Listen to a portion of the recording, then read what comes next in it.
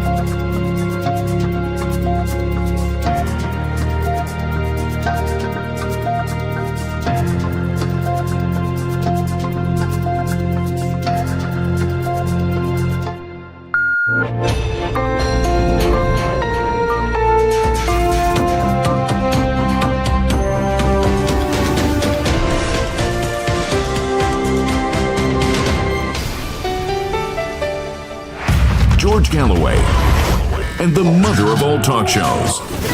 Welcome to the Open University of the Airwaves with George Galloway. She's back, bareback. Anna Baerbock, the German green warmonger, is now in charge of international diplomacy. She is the new president of the United Nations. I promise you, I'm not making that up. And he's going down, surely.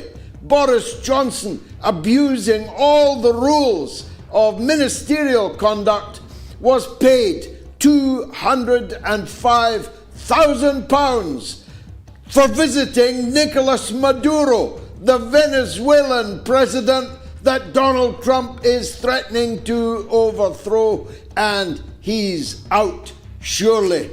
It's Jeffrey Epstein's best pal, Lord Peter Mandelson. It's all coming up here on the mother of all talk shows. Curious about our curriculum? Have something to say? Then call us now to join the debate on the mother of all talk shows. The only education you can get for free.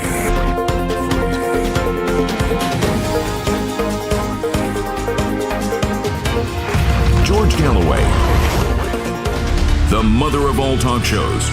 With George Galloway, the world is our classroom, and you're welcome to sit in and join the seminar. This is a tale of two cities, London and Paris. With 11% approval rates, Keir Starmer, and 13% approval rates for Emmanuel Macron, both are now facing the guillotine. Maybe literally so in the case of Macron. If he's not very careful, by the end of this evening, he could be in the River Seine in his lingerie, like the finance minister of Nepal, about which more later. The block it off people in France are not to be trifled with.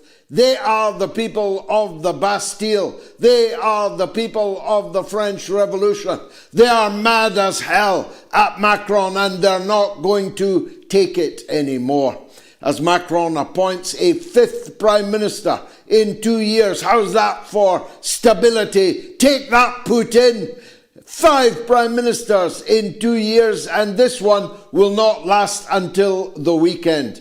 The devastating failure of the French government and its total collapse from within is on the cards. And Keir Starmer, the British Prime Minister, the other half of the Ukraine war duo, the most grisly duo since Neville Chamberlain and Adolf Hitler met in Munich to make the Munich Pact in 1938.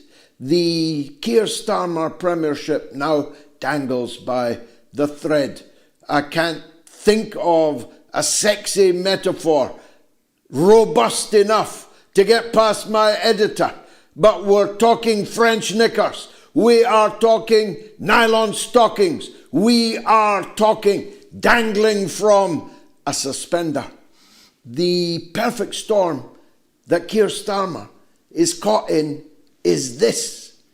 He knows, for British political reasons, he has to sack Peter Mandelson as Britain's ambassador to Washington, an appointment he made against all advice, the advice of the Foreign Office, the advice of eminent Labour figures from the past, the advice repeatedly over and over again of people like Mark Seddon, who served on the National Executive of the Labour Party with Peter Mandelson, and me, who has known Peter Mandelson for almost 40 years and everything about him. We all told Starmer there is no rational reason why you would put into that sensitive position a man who had twice been sacked by Tony Blair, twice by his best friend Tony Blair, had to sack him out of the Labour government. And now Keir Starmer's making him the plum ambassador. Well, plums it truly is. It's low-hanging fruit, as we promised that it was. There was no rational reason for appointing Mandelson to that post, and therefore it was inevitable, ineluctable, that people would turn to speculation as to darker reasons why this appointment was made. Now that it's all coming out, every lurid homoerotic detail of Peter Mandelson's love, and I mean love, I mean Valentine's Day love for the child sex predator Jeffrey Epstein, now that everyone knows just how deeply Mandelson was involved with Epstein during his trial for soliciting sex with a minor, after his conviction, his imprisonment, he asked for permission to stay in Epstein's house whilst Epstein was in jail. And he continued to lavish love, poetic, Byronic love on Jeffrey Epstein right up until the end. Now that it's all in the British public domain, and why he agreed to be interviewed by harrycole and allowed himself to be nailed to the wall by harrycole, I'll never know. He must have thought, like Prince Andrew in his famous interview, that there was nothing with a wing and a prayer that he could not pull off. Perhaps he thought that Cole would be loyal to him. After all, these people were all bosom buddies at Westminster not so long ago. But Cole is a newspaper man, and he has now pinned Mandelson firmly to the wall and forced Mandelson to admit that even more embarrassing stuff is about to come out, and that he bitterly regrets this albatross round his neck. An albatross who only a few short years ago was the subject of his gushing romantic love. So Starmer, for British political reasons, has to sack Mandelson over Epstein. The problem is the mountain of troubles that will give to Donald Trump in Washington, because Mandelson and Trump are both deeply implicated in the sordid, degenerate affair of the Epstein files.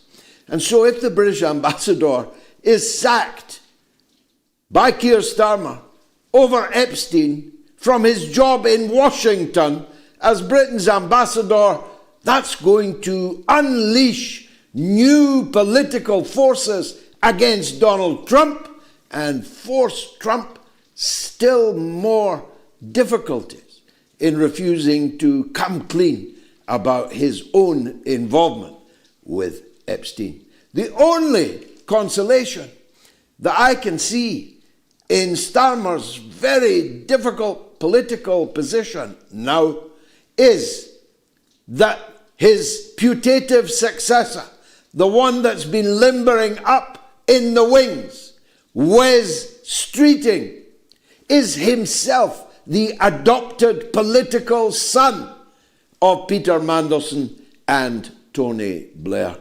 Wes Streeting, there he is there as a schoolboy with Peter Mandelson.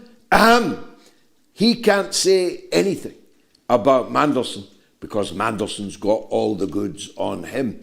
And for all we know, maybe he's got all the goods on Starmer. And so, whilst I predicted to you that Keir Starmer will be out by Christmas, I'm thinking of bringing that forward to Halloween. So, Macron might be out. Starmer might be out. Mandelson might be out. Baerbock is back. And what's happening elsewhere in the world? Well, it must have been a salutary sight to these tyrants who rule against the wishes of their own people, like Merz, like Macron, like Starmer, to see the Prime Minister and the Finance Minister and sundry ministers and their spouses being literally ragged by the angry youth of Gen Z in Kathmandu. In his underwear, the finance minister was bundled into the river. Make sure you've got clean lingerie on, Mr. Macron. You never know how this night is going to end, if you get my drift. Now, what happened in Nepal? Well, I have a sage by the name of John Bevan, a long-standing and intellectual friend of mine who knows Kathmandu and Nepal like the back of his hand. And he advised me today not to go down the line that I am going to go down. But in acknowledgement to him, I should say that the political class in Nepal has become a byword for incompetence and corruption. Of that there is no doubt. It's not the case that because something is an American-funded, led, coordinated color revolution, that there are no real grievances amongst the people who are being used by that color revolution. In the case of Nepal and other cases, there are many, multiple reasons for hating your government. Bangladesh was a close-by case in point. It's the case that the ordinary Nepalese is living on $1,400 a year. It's the case that the ministers, and particularly the children of the ministers in countries like Nepal, are living the life of Riley. Who was Riley, by the way, and why do we keep quoting him? The life of Riley was definitely being led by the progeny of the political parties, the political class, and I mean all of the political class, of both sides of the aisle, and including the once popular and powerful Maoist organization. Daily corruption was the experience of the ordinary citizen of Nepal. But that's not the reason that the parliament is on fire. The airport is on fire. The ministers are in the river. The prime minister has fled somewhere for safety. That's not the reason. The reason that Victoria Nuland, the reason that Samantha Power, the reason that George Soros, the reason that Uncle Tom Cobley and all have pushed their Trojan horses into Kathmandu has nothing to do with corruption. If it were, they'd all be in Riyadh, wouldn't they? They'd all be in the Persian Gulf, in every one of these American satrapies, about which, again, more later. No, it's not the corruption of the Nepalese political class. It's the proximity to China.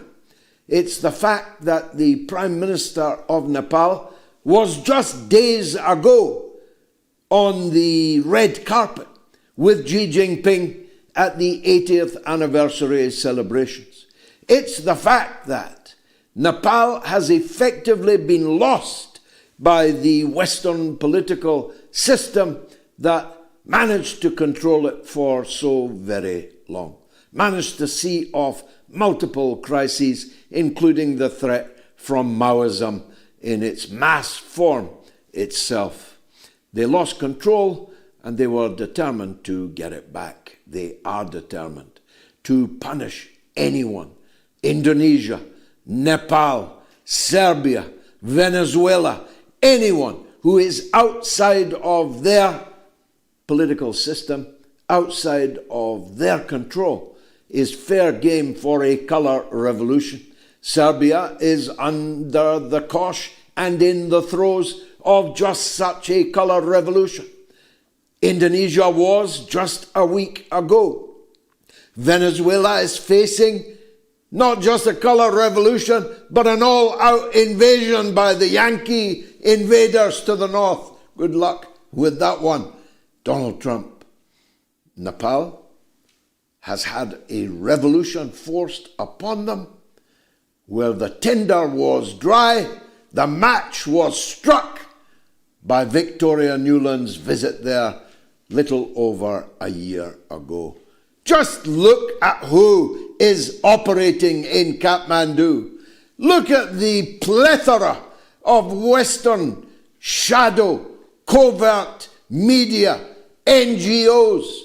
I was present in the room when Fidel Castro in 1991, with John Bevan, as it happens, when he called Western NGOs a Trojan horse, and he was deciding to ensure that none of them ever operated in Cuba.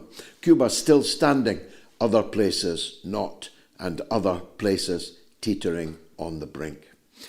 But I must turn, before I close, to the astounding events in Doha, in Qatar, this week. It's one of these things that if it were not for the death of innocent people, 5 of them, 6 of them, 7 of them, who knows exactly how many by the end of their intensive care.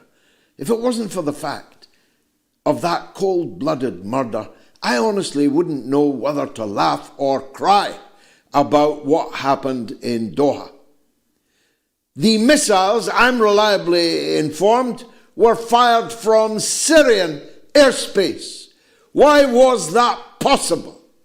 Well, because Syria was destroyed by the perfidy of Hamas and the outright treachery and terrorism unleashed against the government of Syria by Qatar. And the unremitting 24/7 news coverage of the so-called freedom fighters of ISIS and Al-Qaeda who destroyed Syria forever in their so-called revolution. And now Israel can enter Syrian airspace at will and can unleash 10 missiles. Where? At Qatar, in Doha.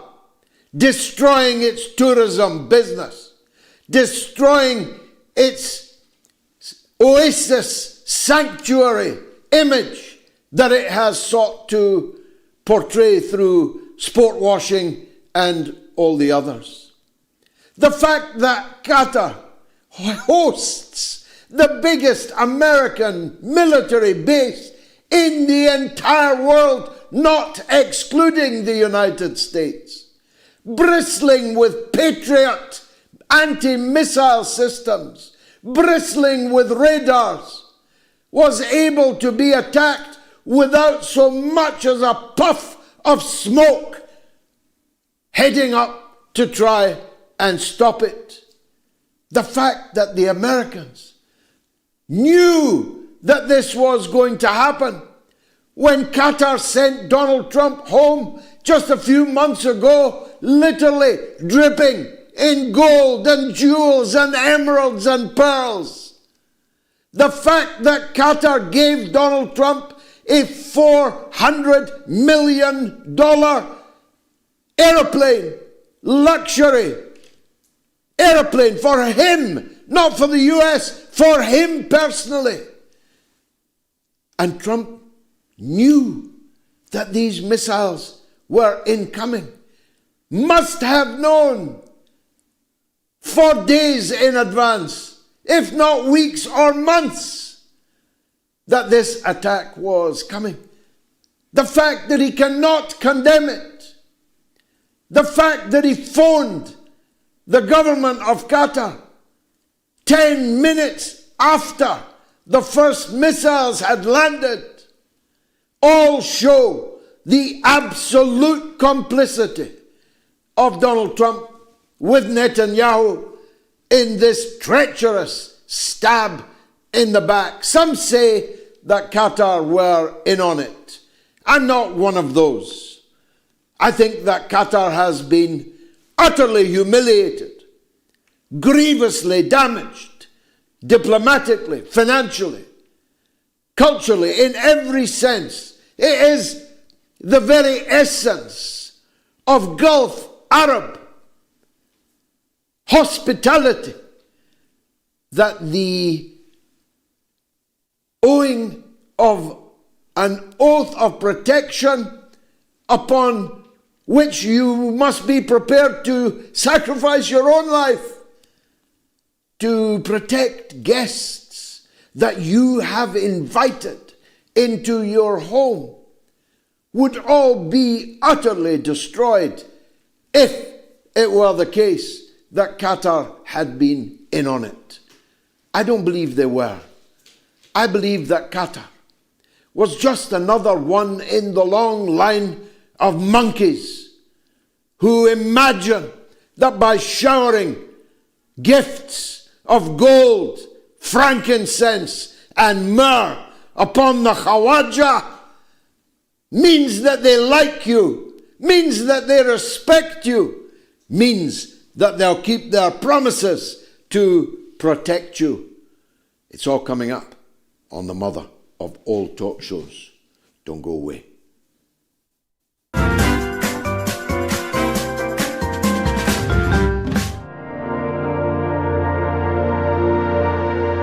As the green smoke rose, their faces flashed out, pallid green, and faded again as it vanished. Then slowly the hissing passed into a humming, into a long, loud, droning noise. Suddenly, a humped shape rose out of the pit, and the ghost of a beam of light seemed to flicker out after it.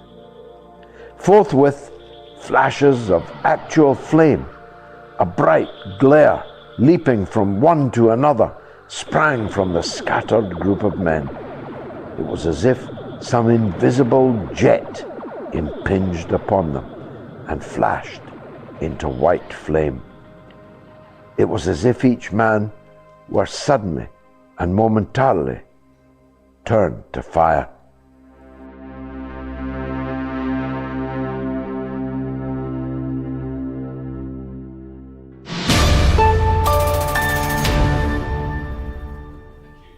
Blimey, it's a big poll already. 21,000 people have answered our poll. Will Trump launch war on Venezuela?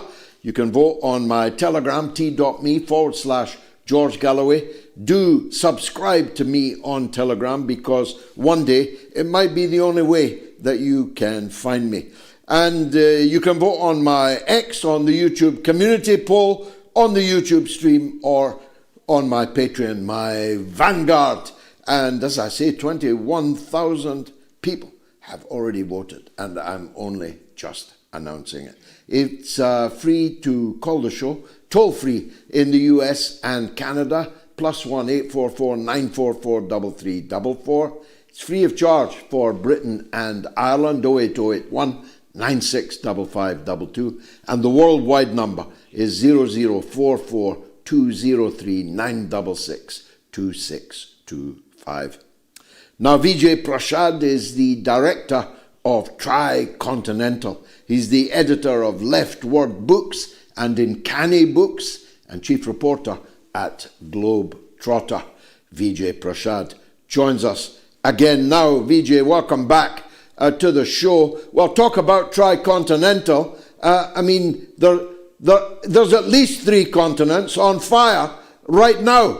How do you see the world situation with your well-trained eye? Well, George, it's great to see you, and it's great to see you in good spirits, in fighting spirits. Keep that fire going.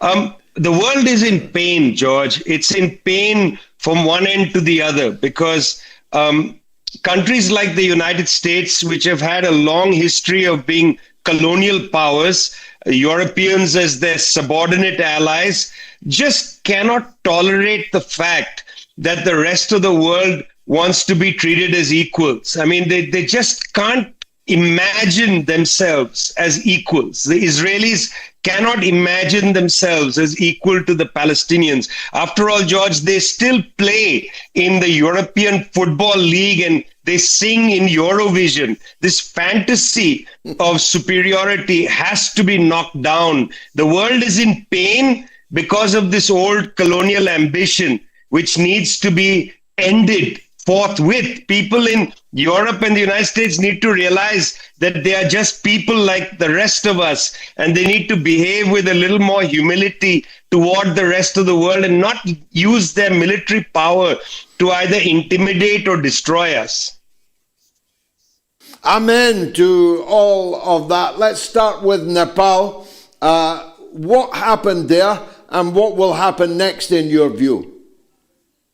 Your assessment is correct. I mean, there is a serious problem, but also let's be a little charitable to Nepal. Nepal was a military monarchical dictatorship in our own lifetime until the late 1990s. The people of Nepal had to fight, the democratic and left forces had to fight great sacrifices to build a republic. They fought to build a constitution in 2015, only 10 years ago. People who've been to Nepal need to talk to others and tell them the terrain is difficult. There's torrential rainfall for much of the year. There are high mountains. It's very difficult to overcome poverty for a poor country whose major export is vegetable oil and who needs to import almost everything else through India, which is in many ways a hostile country to Nepal's ambitions. It was difficult in these past 10 years for governments to advance any agenda. And I would also like to say that the left squandered an opportunity in 2017 when it won 3/4 of the National Assembly and could have really pushed a dynamic left agenda. But you can't put a left agenda on the table. India closes the border, suffocates the country. In many ways, there was foreign interference, George, but it was not all the United States. It's India as well, including the far-right BJP, which governs the Uttar Pradesh province, which borders southern Nepal, where the Chief Minister of Uttar Pradesh, Yogi Adityanath, has played a very direct role in motivating and inciting the pro-monarchy forces, which started this protest movement earlier this year. They want to bring the king back. They want to create a Hindu monarchy inside Nepal. That was the beginning of this protest movement. And I know that the Western press is now going to say that, well, that was a pro-monarchy movement. This one now is Gen Z. I don't buy it. Why is it that in this Gen Z protest, they attacked the homes of all politicians except the monarchy party? Why was the monarchy party not touched? There is actual direct evidence to show that the monarchy party's leader said, I am with these protesters, I am all for them, and so on.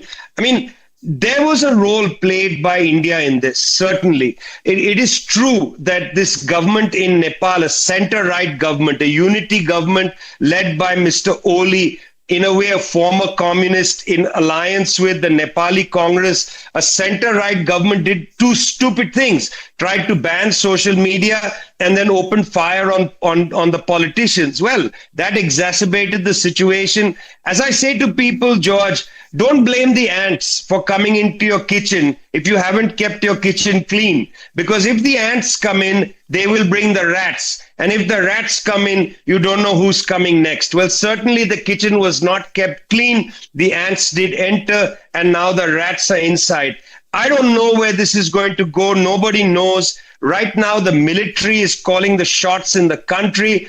This is, in a way, good. India will be smiling because the Nepali military is very close to India. But I also don't want to overstate this other issue, George, which is that it's not so much a China-US battle in Nepal. It's very much a US-India battle.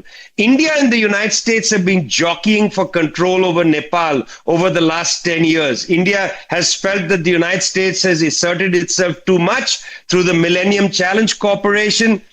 Again, adding in another little wrinkle to the story, in 2014, it was confirmed that on the other side of the Himalayas, but still in Nepal's border in the province of Mustang, they discovered a 10-kilometer by 3-kilometer high-quality uranium deposit. This is right on the border with China. The United States very, very unhappy if this uranium is allowed to be developed and sold to China. So lots of moving pieces. We should come back in a few weeks and have a conversation again when the dust has cleared, when the smoke has settled, and we begin to see really how the chess pieces are falling. Of course, the dust has not settled in Doha. Indeed, you could argue that the dust has continued to rise. My analysis is that Trump must have known, did know, not a flock of birds could cross Qatar without the Odeid air base and its multiple radar and electronic warfare sophistication, knowing not only what it was, but where it was coming from, who it belonged to, and where it was built. So I have no doubts at all that Trump gave a green light to this perfidious, treacherous attack on his own ally and friend. Do you share that view? Look, frankly, George, this is a shame for the Arab nation. You know, what has happened to the Arab nation that the United States is being permitted to allow Syrian airspace to fire missiles into another Arab country, that is Qatar. In other words, the United States has basically walked all over Arab dignity here. What has happened to the old traditions of Arab nationalism, pan-Arabism, of Nasserism, you know, when Gamal Abdel Nasser threw out the monarchy in Egypt in 1952? Where are the residues of that sensibility? This is a shame. I mean, the fact that the Qataris can't stand up to defend their own sovereignty is a scandal. I mean, the people of Qatar, of course, mostly members of the royal family and those who benefit from Qatari largesse, should be a little ashamed of how they've allowed, you know, their idea of themselves as, let's put it like this, George, people will maybe laugh at this, the London of the Middle East. You remember that London in the 19th century was the sanctuary for radicals. It's where Karl Marx and others went to seek sanctuary. They wrote their great books, they organized in London and so on. There was an idea of the Magna Carta, of habeas corpus. It was not supposed to be an authoritarian place. Well, in a sense, Qatar operated as the post office box of all kinds of organizations. I have interviewed people from Hamas there. I'm sure you have. I have met the Taliban representatives in Qatar. I'm sure you have. I mean, that's where people went as a neutral place to talk to some of the representatives of these organizations, which are otherwise banned by Western governments. But now this attack, this breaks, in a way, the quote-unquote rules of the rules-based order that has been in place in the Arab world. But really, there should be demonstrations in the streets of Cairo. There should be demonstrations in the streets of Damascus saying that this is a shame on the Arab land. Just when Hamas's negotiators are trying to negotiate the Palestinian people out of a genocide, out of a man-made, Israeli-made famine, at that point, you strike at the Hamas negotiating team. This is another way in which the Israelis are conducting the politicide, the death of Palestinian politics. They have Marwanbargouti in prison for over 23 years. He's a leader of Fatah in prison for over 23 years. Recently, they tried to humiliate him. Actually, he came out the better of that gangster from the Israeli government. And Ahmad al-Sadat, the leader of the Popular Front for the Liberation of Palestine, in prison for 23 years, just 1 month less than Marwan Barghouti. The Israelis basically are trying to ensure that the Palestinians don't have a politics. You and I remember there was a time before Oslo when Yasser Arafat united the Palestinian people. He spoke for the Palestinian people. Since Arafat's death, the Israelis have not allowed another Arafat to emerge. They will not permit Marwan Barghouti to be that figure. They will not permit Ahmad al-Sadat to be that figure, or Khalida Jarrah. They are trying to disorient the Palestinians, and this is working in a way. I'm sorry to say, during this genocide, it's been mostly non-Palestinians speaking for the Palestinians. We don't have that unifying figure like Yasser Arafat. And I feel the loss personally. I feel the loss of a major Palestinian figure standing up and speaking for Palestine in the name of Palestine. You and me both. Let's complete the Tricontinental tour we've just had by coming home to Europe, in my case. The fate of the French Republic hangs in the balance this week. Macron's government has fallen. He's appointed the 5th Prime Minister in 2 years. He dare not call presidential elections, for humiliating defeat would be the inevitable result. Keir Starmer is this evening hanging by a thread. These two great war leaders who were threatening war against Russia, putting sanction after sanction on Russia, and driving the idea of European soldiers being sent to peril in the Ukraine, are now, as I say, perhaps by the end of this week will both of them no longer be with us. It's enough to make a horse laugh, isn't it? Well, look, firstly, I don't even know if they're with us now. They are so mediocre as people that if Keir Starmer walked into the room, I wouldn't even notice him. I don't think I would notice Emmanuel Macron if he was standing behind me. I would not feel his presence. I mean, I'm going to say a couple of rude things, George, and what I just said is not rude enough.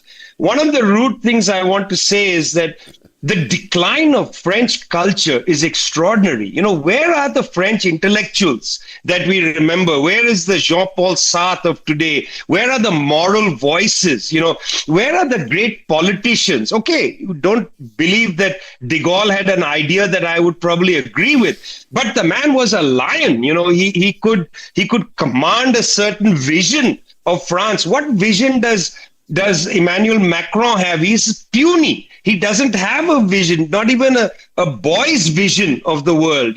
These people are really quite mediocre. I mean, if we go across to Germany, we've gone from Hegel to MOATS, and before that, Schultz. These people are, they make me long for the return of Angela Merkel. At least you'd have somebody there with a brain, you'd have somebody there with a view of the world, with an intellectual capacity to understand the churning of the world order. Keir Starmer fashions himself as a lawyer. I mean, what is this? To listen to him speak in the House of Commons, George, is embarrassing. I used to enjoy, watching highlights from the House of Commons. George Galloway MP would stand up, the Lion of the House would regale people and humiliate the Prime Minister. Well, that was worth watching.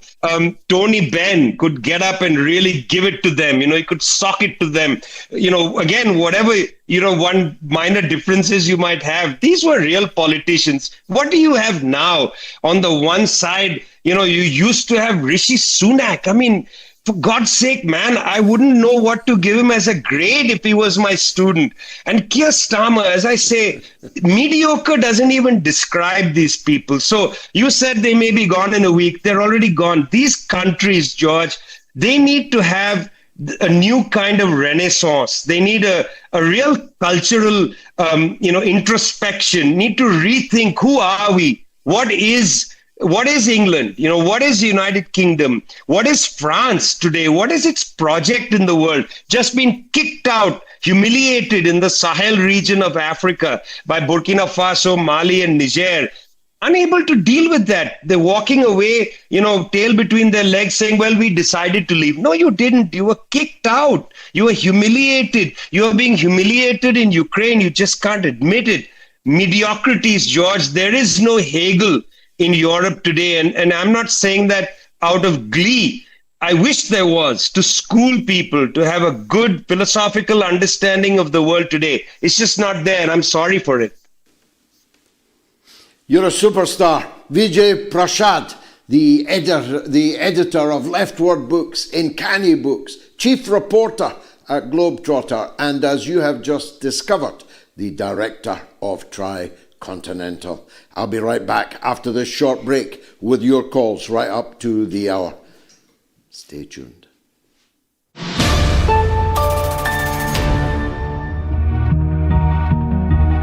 On the line is a legend. It's May in Oklahoma. On you go, May. I know that when you started out in life, you probably were an outcast. And because of that, you love you love the outcast and you love the downtrodden. When I first started listening to you, you actually said you were embarrassed to have to ask for money. And I told you at that time that you didn't need to be, because you are worth your salt. Now you have MOATS TV, and I hope you have no shame asking for money to support, because I believe you're finally coming into your own and understanding how very, very important you are to many, many people all over the world, millions, I'm sure. And you also ask not only for their support, for their understanding, and you help motivate us to take action. I know you motivate me. And now you're being recognized all over the world. And I want you to remember, on those days when you just feel like you don't know how you can do it anymore, because we all feel that way. We see the pictures, we see the videos, we hear the news reports. We Americans hear about shootings, and we all just despair sometimes. But I want you on those days to remember, number one, how far you've come from your beginnings. And number two, how far you brought other people along with you, because you are bringing other people along with you. And well, that's the most important thing, May. I have to stop you. You're going to make me cry.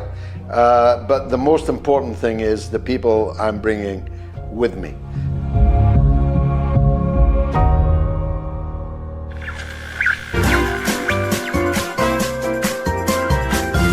You are listening to the mother of all talk shows with George Galloway.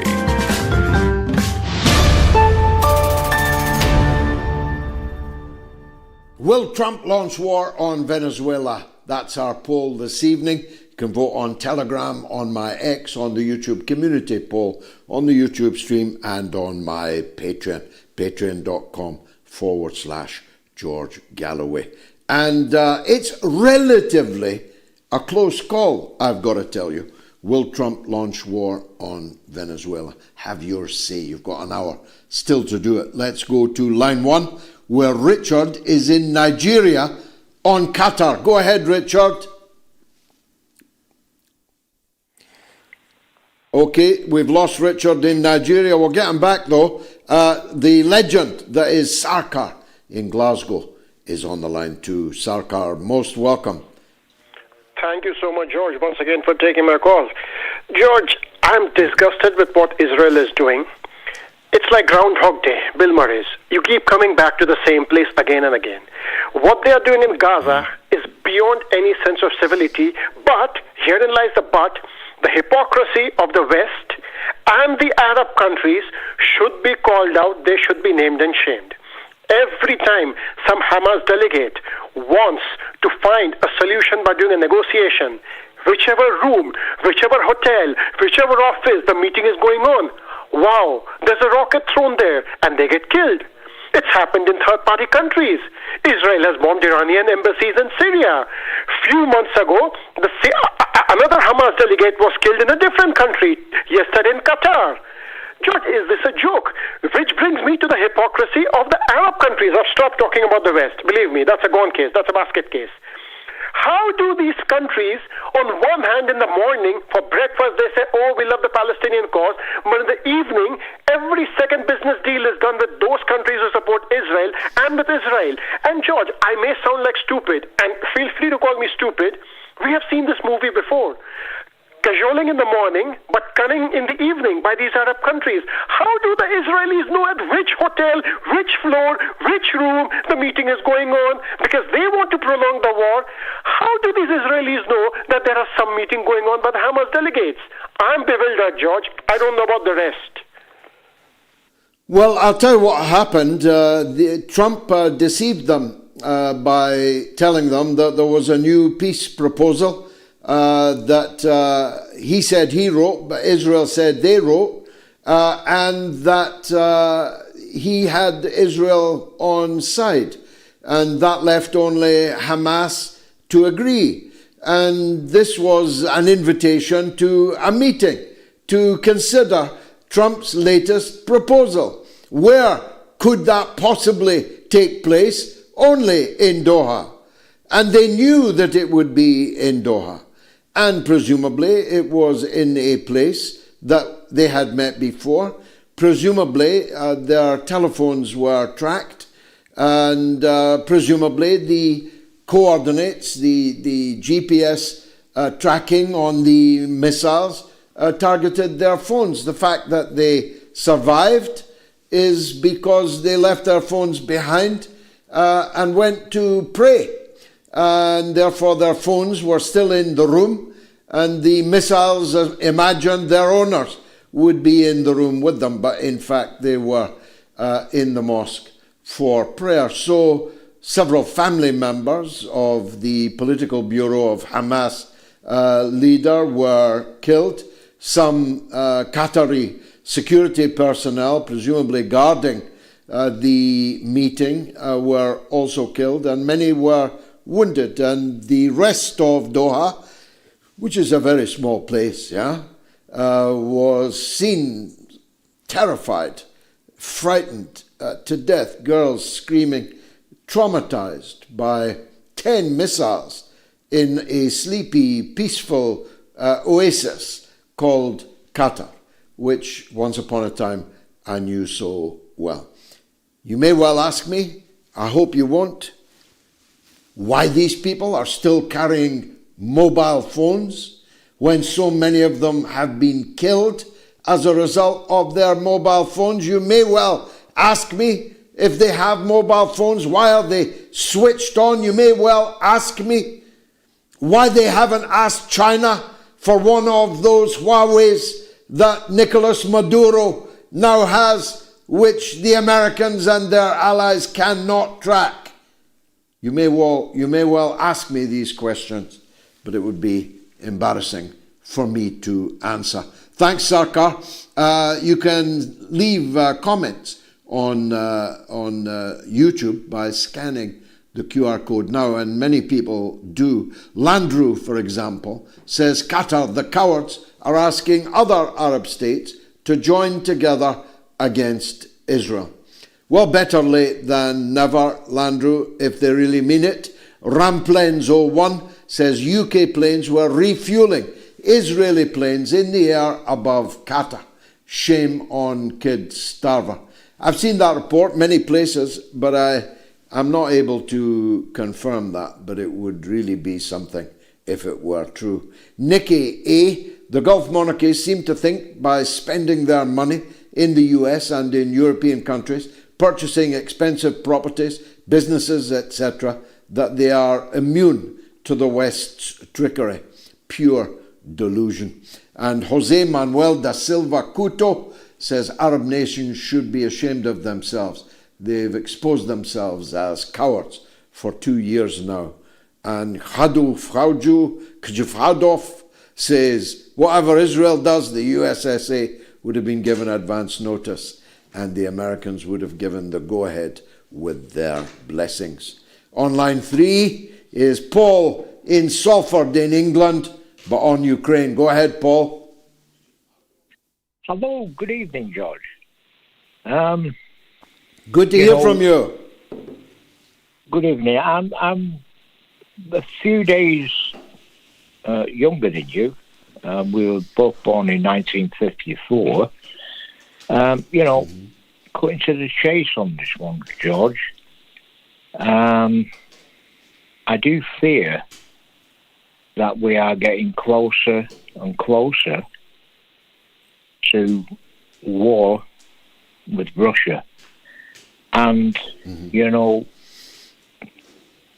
I firmly believe that Trump has made a complete and utter mess when he was negotiating with Vladimir Putin. And I really fear that the world is getting closer and closer to nuclear war. And, the other thing is, even in the case of conventional war, I don't possess an Anderson shelter. I don't think you do. And I would hazard a guess that nobody else does, and nobody has been tutored as to what to do in an emergency situation. What's your script on that, mate? Well, Paul, thanks. It's good to hear from you again. If there's a nuclear attack on Britain, I would say run into the fire. It would be far better to be taken in the blast than it would be to die in agony, starving, dying of thirst, sick with radiation, and just waiting for the cancerous, sulphurous end that would quickly ensue, and even more so when the nuclear winter set in the aftermath. So if I think there's a nuclear bomb headed our way, I'll be hoping that I'm taken in the first blast. But the point that you make is a very powerful one, and the more powerful for the understated way in which you put it.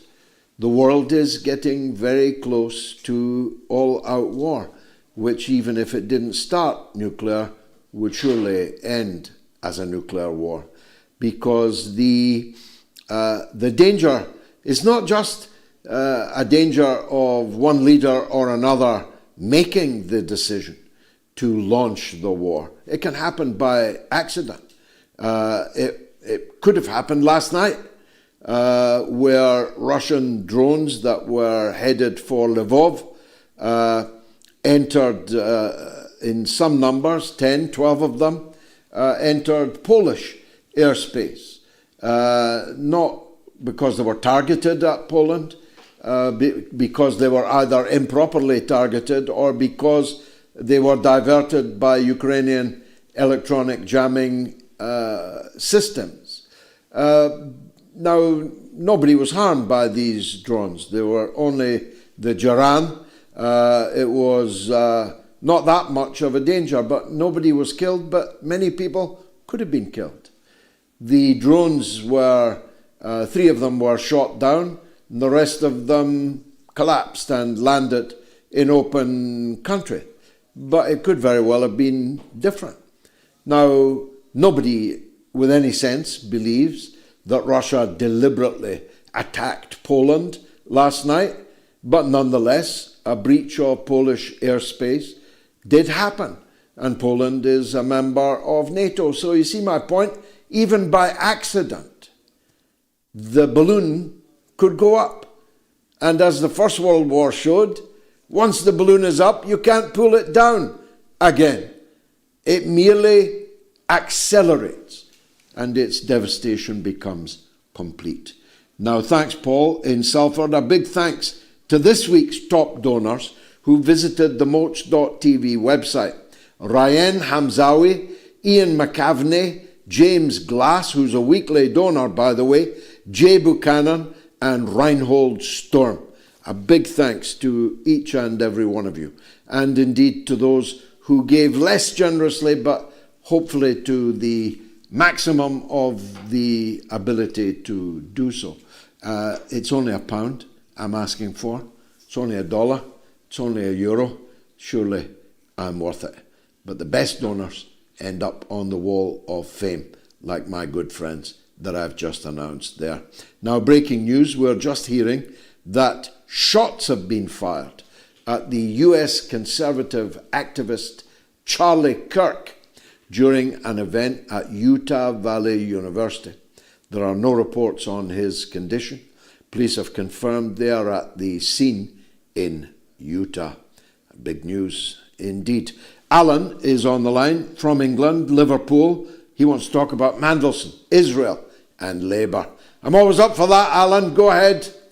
Well, a few things. They're from previous calls, George. Yes, the sole Man United fan in Liverpool. It's just 3 quick questions for you. I'd like you to tidy up, because one is you see far more than I do.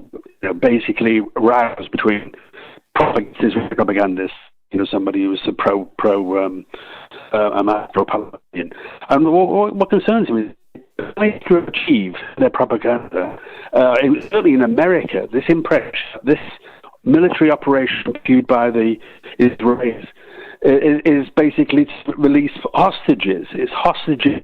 You hear that from South Carolina going about it all the time. You see, would be a smart tactic group if basically they just Hamas released those hostages so they didn't have this propaganda weapon. Hello? Well, what difference would it make? Gaza was being starved and sieged and regularly bombed and rocketed and massacred before there was any hostages. October 7th was not when it began, Alan. October 7th was just another day of agony in the Israel-Palestine conflict. You may say it was bigger than normal. It was much bigger because the Israeli Hannibal Directive was deployed and Israel massacred its own people to stop them being taken hostage. But there's thousands of Palestinian hostages. Why does nobody ever mention them? Why? This could have been solved on the 8th of October. The resistance in Gaza offered the complete return of all the hostages in return for the return of all the Palestinian hostages rotting in Israeli dungeons. I apologize if I haven't dealt wholly with the point that you made, because your line was breaking up for me and I didn't get all of it. But by all means, call back on Sunday if there's something else you want to raise. Now, did you know there's a MOATS podcast? It's one of the most popular podcasts in the world. This week, we're in the top 10 for politics in Zimbabwe, Indonesia, UAE, and Bulgaria, and the top 20 in Peru, Belgium, and South Africa. How about that then? You can download the MOATS podcast by scanning the QR code on your screen now. You can also listen to the weekly podcast via the moats.tv website. And once you've listened, please don't forget to leave a review. Rate it as well. It helps the podcast grow. Last call before the news, because I've got the one and only Scott Ritter coming up after the break. But before that, it's Colonel Richard in Texas on Yemen and Israel. Go ahead, Colonel. Yeah, George, based on my 20 years of experience in war planning and targeting, I must say that Yemen is wasting its ammunition by continuing to fire on Israel's civilian airports. Israel has 5 water desalination plants that provide 50% of the water for Israel. Those should be targeted and destroyed. The electric grid should be targeted and destroyed. If there's no electrical power, the pumps that pump water through your pipes can't pump. The pumps at the gas stations won't work. And very quickly, you'll see the Israelis fighting each other in the streets over fuel and water. That's where Yemen should be aiming, not at civilian airports. Well, I'll tell you what, Colonel, I couldn't possibly comment on that, but I'm sure that the Yemenis are watching the show and they are cognizant of your long and illustrious military experience and career. Now, more on that developing story coming out of the United States. We're now hearing that Charlie Kirk has been shot and is in a critical condition. It's understood he's been shot in the neck. He was speaking at a university event in Utah.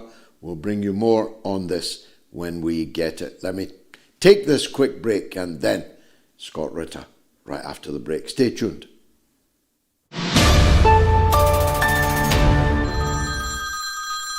What a great show this is! I listened to it, I thought, wow, what a great show.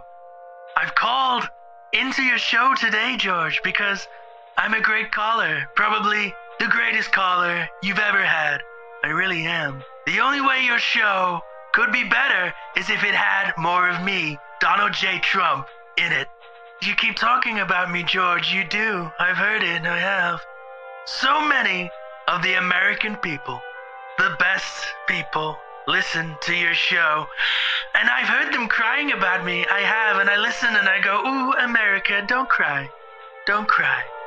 You need to be careful what you say about me, George. You don't want me to put a tariff on your show like I did with China. And then you'll come running for my help, just like little Zelensky. You know, I know you will. I know these things. Make the mother of all talk shows great again. That's why we're here. That's what we're gonna do, George. We're gonna boost your ratings. Donald is gonna boost them bigly. I'm giving your show the Trump bump. You're welcome, George. Thank me. And remember, nobody talks like me. Nobody calls like me. And absolutely nobody ends a phone call like me. I'm hanging up now. Not because I finished, but because I won.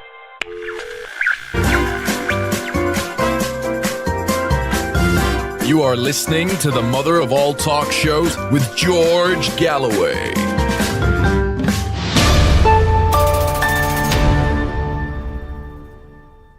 Will Trump launch war on Venezuela? 25,000 nearly people have voted, and it's a kind of 60-40 that he will. which is not an overwhelming majority, I must say. Now we're waiting for Scott Ritter, the former Marine Corps intelligence officer and weapons inspector, to join us. But here, until we get Scott, here are tonight's top donors who've been on to the MOATS.tv website.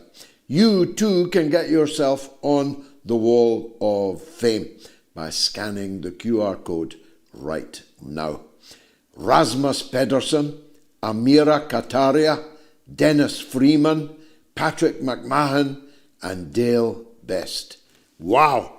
Thank you very much, all of you. Of course, it's early yet, still an hour to go.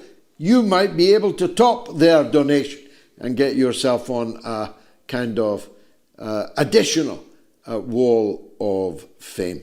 The situation is with Charlie Kirk that he has been shot in the head and in the neck at a university event in Utah.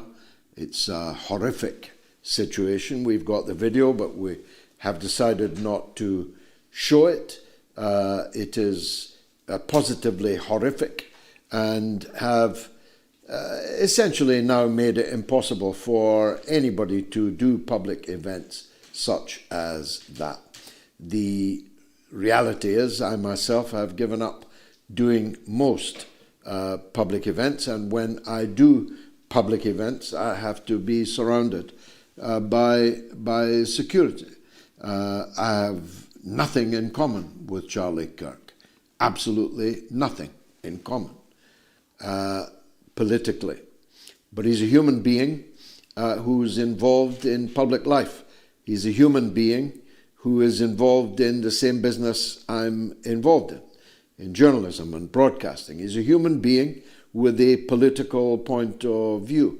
And for him to be gunned down in this way, now be in a critical condition, is ghastly beyond words. Raymond is in Arkansas. We had a good talk the other day. Raymond, you're most welcome back. You want to talk about censorship and Qatar? Well, I'm trying to collect myself because this is what they're doing. Tomorrow's the 45th anniversary of 9/11, and they're pretty much trying to have our country collapse in its own footprint. So, anyway, yeah, the 1% upper crust gentrification of the globe, it's a global cull that's going on. And, a couple of songs come to mind: living in a powder keg, giving off sparks, or flirting with disaster, right? But the thing about the deed is, that's our base. And since we don't have Bagram anymore, and you got Ramstein, that's our base. You didn't give them a heads up. That's, to me, that's akin to when General Milley said, hey, China, I'll give you a heads up if we ever launch any attack on you. That's treasonous. So that's what I got to say about that. And here's the thing. My whole life, George, I'm 58. My whole life, this Hatfield and McCoy crap's been going on. It's not even Hatfield and McCoy. It's Hatfield and Tiny Hatfield. This is Isaac and Ishmael, both from the house of Abraham, and this is going to go on until Armageddon, but we cannot turn a blind eye to the atrocity that's happening. And I've said it before, and I'll say it again. If they think that Jesus cares not for Palestinian, Syrian, Yemeni, or Iranian children, really? So we need everybody united, and everything's being stratified so much, and this is on a global thing, no matter it's in France or wherever. Understand that America, despite all its flaws, is the last bastion. And if we go down, everything's going down. And increasingly, the well-armed populace of this country is becoming a liability for the powers that be. And I don't know what's going on with Kirk, but I can tell you it stinks just like everything else that's been orchestrated in this country since 2017. It started with George Soros' birthday. You remember that in Charlottesville? And all that stuff, Charlottesville and all those shootings that year. I mean, they were orchestrating so much stuff, they were going to have us crying and beg, please take our guns. Just stop killing the kids. They're doing it again. Well, I didn't get any of that, so I'll not be able to respond to it, Raymond. I did hear the words Isaac and Ishmael, and I'm not actually all that much in the mood for an Old Testament discussion on the rights or wrongs of the theology of it all. I'm too sick at heart at what's actually happening right here and now. George is in New York on Israel. Go ahead, George. Hello, George. Thanks for taking my call. I just wanted to make a couple of comments. One about the hubris that's displayed by Netanyahu and the country of Israel when it comes to any actions that they conduct. And usually it's done without any repercussions, or at least that's the way they seem to feel. I can't get over Netanyahu. I mean, I don't know if anybody else sees it, but he kind of reminds me of a villain from a James Bond movie, either Goldfinger or Blofeld or somebody. He's insane. He's a psychopath. He's got control of his own nuclear arsenal, and he's got complete access to the U.S. Congress and government and all the resources that, my country has to offer them. I don't know exactly how or when, but I understand that there are quite a number of people that think that the whole hostilities between Israel and Iran will resume. I don't know if they'll have the same results that they have in the past. I think Israel may be up to its neck. I don't want to see any more loss of life, but, I want to see it come to an end, along with a lot of other people. Yeah, we all do. Yeah, we all do, George. The man to ask is now on the line. It's the one and only Scott Ritter, who joins me now on the mother of all talk shows. Scott, always a delight to see you, especially on a night like this where, frankly, it's difficult to keep up with the wars and the wars that are raging and the wars that are on the brink. Let's start with what happened, if you can, in Doha yesterday. Whose fault was it?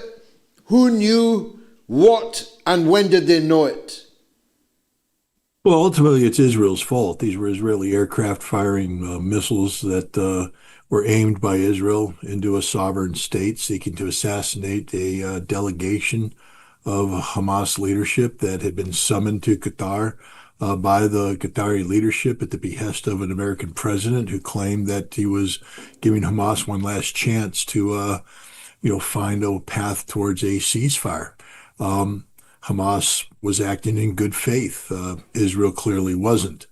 But we know what Israel is, this illegal nation, this illegal entity that, violating international law is, part of their daily existence. It's in their life's blood. What's surprising this time is the fact that the White House has opted to distance itself from the reality of American complicity. I'm here to tell you right now, George, and your audience, there's not a snowball's chance in hell that Israeli aircraft took off from Israel, transited Syrian, Iraqi airspace, made their way down the Gulf towards Qatar and the most sensitive, important American base in the Middle East, and avoided detection by the United States. There's no way they launched weapons at a facility in Doha that's very close to this American base, and that these weapons somehow skirted the American defenses and the Qatari defenses. The fact of the matter is, these planes would have been detected over Syria, over Iraq. America would have intercepted them if they had not had prior coordination, deconfliction of airspace, and any threat approaching Qatar that's unidentified and launches 6 missiles, those missiles would be intercepted and those aircraft would be shot down. The fact that Israel was able to do this, refuel twice, means that the United States was fully knowledgeable of this attack beforehand, and we did everything possible to facilitate this attack. The President of the United States is simply lying when he says otherwise. So clearly there's the blame to be, spread onto the United States as well. Spread around, but I mean, what does this mean then for the future, particularly in the Gulf, but around the world? I mean, it's only a few months ago that Qatar sent Trump away laden with gold and diamonds and Boeing 747s and all the treasure of Croesus. The United States has the best possible relationship with the family business that is Qatar. And yet the President of the United States that went off with all that wealth from Qatar stabs Qatar in the back. What does that mean? Well, it means ultimately that the United States has no true friends, no true allies. The United States can't even call Israel a friend and an ally. We are completely beholden to Israel. That's not friendship. It's not an alliance. We are subservient to Israel. We subordinate our legitimate national security interests to the whim of this mad genocidal maniac that currently governs in Israel, Benjamin Netanyahu. But what this should be is a lesson to all Gulf Arab states and indeed any nation in the world. The United States is not your friend. We will drop you like a bad habit if and when we determine that you're no longer in our vested interests. This should be a lesson to Saudi Arabia, to Kuwait, to Bahrain, to the United Arab Emirates, to any other Gulf Arab nation that believes the United States is there for them. We will flush you down the toilet of life on behalf of Israel. The Israelis aren't even hiding this fact that while President Trump says that no one will ever again be able to attack Qatar, that this act will not be repeated, the Israeli ambassador to the United States is saying, we're going to kill Hamas wherever we find them. We'll do it anytime we want. We don't care what they say. And the reason why he's empowered to say that is he knows the truth. He knows that Donald Trump greenlit this, that Donald Trump facilitated this. This is an act of perfidy. Donald Trump, 2 days prior to the assassination attempt, told Hamas that they needed to come and participate in this talk. He got the Qatari government to issue the invitation. Hamas responded and was set up for an assassination. I mean, who will ever deal with the United States again? How can we ever be trusted as an interlocuteur, as a moderator, as a genuine facilitator of peace? All we are is an instrument of Israeli assassination. Ask the Iranians. The message then will have been heard in Moscow as well as everywhere else. To what extent is the United States negotiating honestly in any of these theaters? We're not negotiating honestly at all. We deceive. We seek to gain advantage.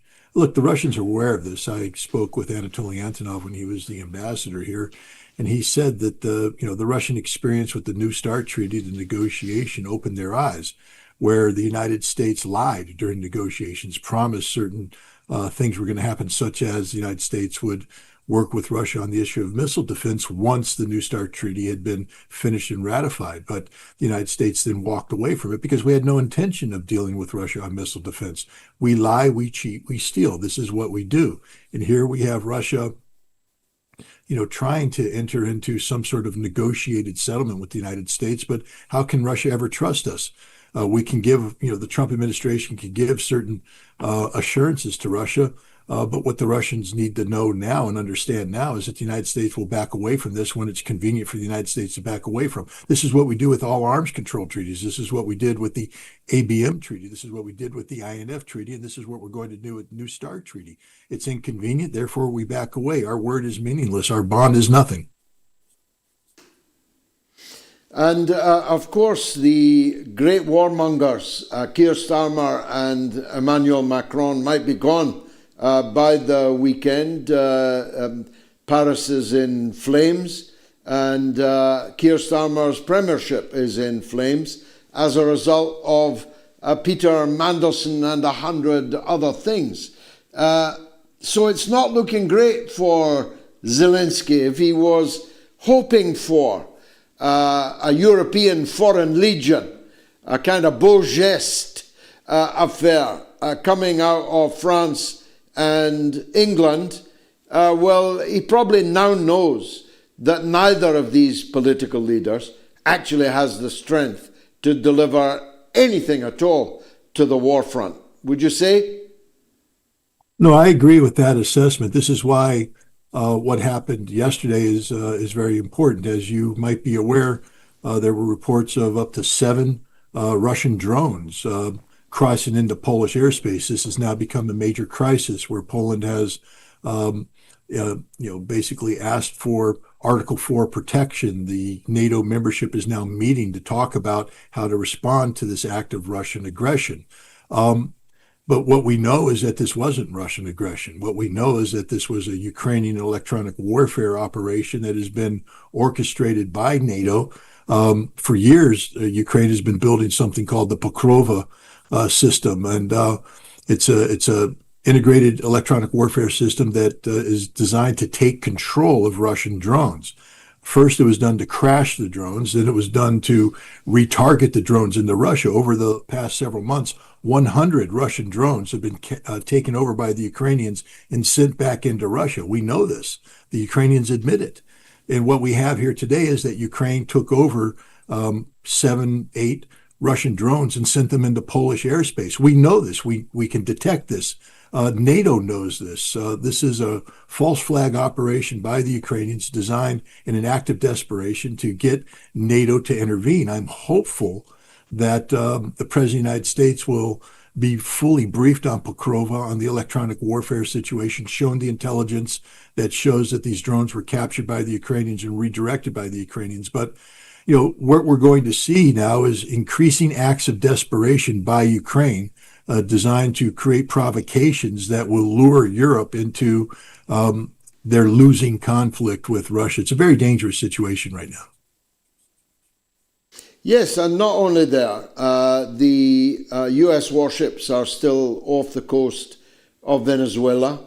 The bogus casus belli of the drug trafficking boat that Trump boastfully showed in the Oval Office turned out to be a little local fishing boat with not enough engine power on board to get out of Venezuelan waters, never mind into American waters. It had 11 men on it, which would have been 11 bags of cocaine if it truly had been a drug trafficking boat. Venezuela is becoming fully mobilized and armed. China, which recently made a huge investment in Venezuelan oil, is warning the US against an invasion. Is this just a blind from Trump? Has he got a plan to attack somewhere else? Or is he really going for it in Venezuela? Sadly, I think Donald Trump is really going for it in Venezuela. As we speak, there is a draft of a national security strategy document on the new Secretary of War's desk.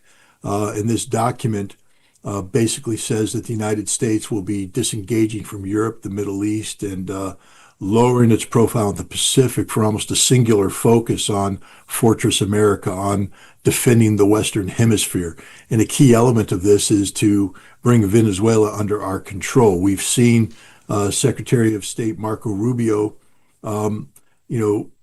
go out of his way to identify Nicolas Maduro, the president of Venezuela, as a narco-terrorist who has been indicted by the Southern District of New York and is nothing more than a fugitive escaping American justice. And while you and I can scoff at this, this is the very argument that was made by the United States in 1989 to invade Panama and remove Manuel Noriega from power, bring him to American courts, put him in jail for life, and he died in prison in 2017.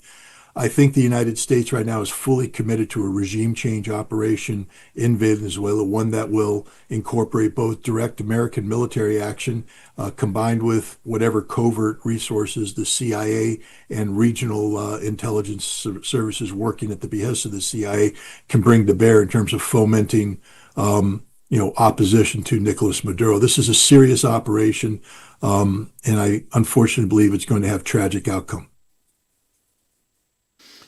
Finally, the situation in Nepal was probably not on either your bingo card nor mine, and unless I'm mistaken, in your case, I'm certainly not any kind of expert in Nepal.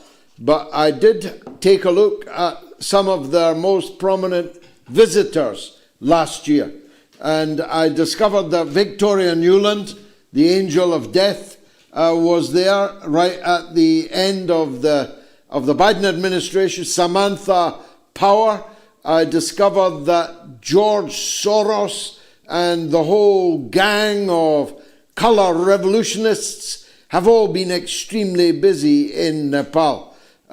Is that registering anywhere in the US? Because, you know, Trump's supposed to hate George Soros, frequently threatens to prosecute him. But it turns out they're on the same side in a lot of these places. What do you know about it, Scott? Well, unfortunately, George, you're 100% correct. This wasn't on my bingo card, my geopolitical bingo card. And like you, I'm rapidly trying to come to grips with what has happened, and I'm hesitant to speak out authoritatively about this because I simply don't know what is going on. I have superficial knowledge based upon watching some videos and reading some commentary, but I apologize, but I can't speak to it any more than that. I like you and like your audience, am going to have to go do a deep dig. But the fact that these three, this triumvirate of evil, have paid a visit to Nepal in recent age should be a good place to start to try and unravel what exactly is happening on the ground there.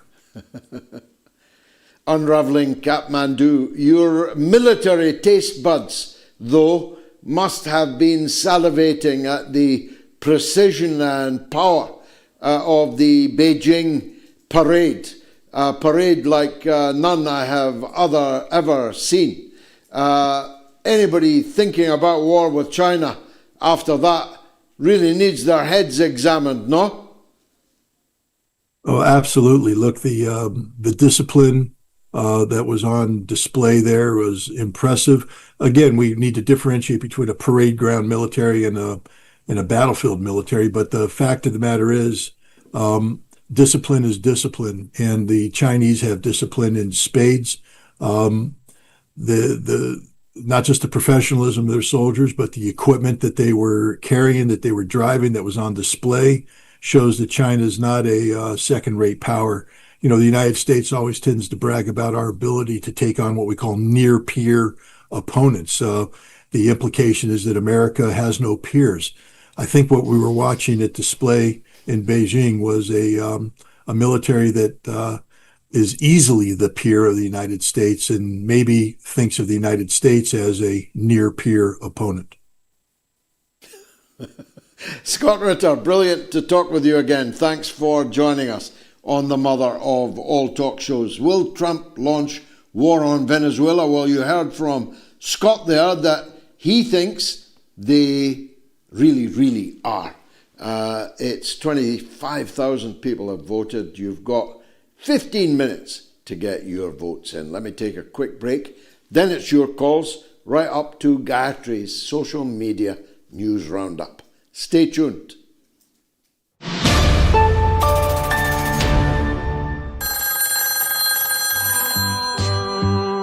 There's a legend on the line in Oklahoma. It's May on Trump. Welcome back, May. Trump is using a magic 8-ball to make his decision. He apparently has completely lost whatever mind he had to begin with. This is just ridiculous. Does he really think anyone's going to believe that? I'm here to say, and I'm here to join you and everybody else, the emperor has no clothes on. He's as naked as they come. And unfortunately, I'm pretty sure he got naked with some young people. And that is why he so desperately is trying to kill this whole Epstein thing. And he's just making it worse. I'm wondering when Donald Trump knew that he was implicated in these Epstein files and what it was that he knew. That's the big question, because he wouldn't have been banging the Epstein drum all this time and then suddenly to pull the rug. That tells me that it was a late decision, that someone came late to Trump to say, you know, you really don't want to be doing that.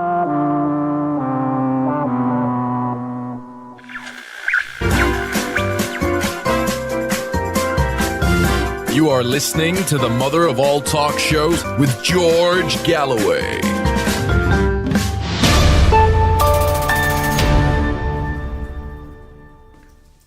Let's go to Jamaica. Who wouldn't? Where Robert, our regular listener and caller, joins us on the Freedom Flotilla issue. Robert, welcome. Thank you, George. Always a pleasure to be on your program and keep up the fight. George, I think we need to focus on the flotilla.